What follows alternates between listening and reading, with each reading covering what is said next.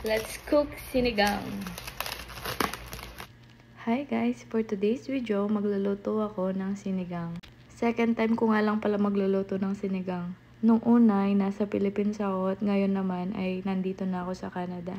Binalatan ko muna yung mga gulay at saka ko na hiniwa-hiwa. Pero bago yon, nagpakulo na ako ng baboy na may sibuyas, kamatis at saka gabi.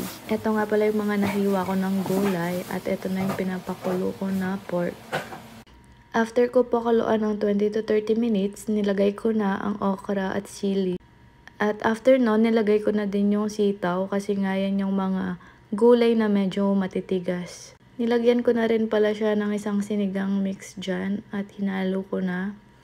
Then, tinikman ko din kung tama na ba yung asim niya or kulang pa yung alat niya.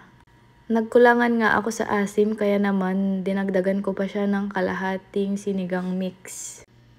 At nilagyan ko na din siya ng patis pampalasa.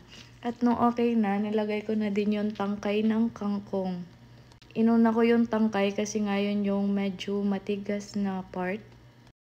Then papakuluan ko lang siya ng 2 to 3 minutes bago ko na ilagay yung dahon ng kangkong. Grabe guys, sobrang mahal ng kangkong dito.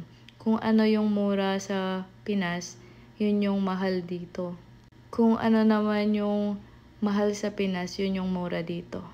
Nalagay ko na nga pala yung dahon ng kangkong and ayan, luto na.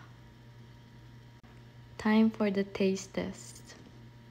Grabe, masarap naman siya guys. Yun lang, see you on my next vlog. Bye!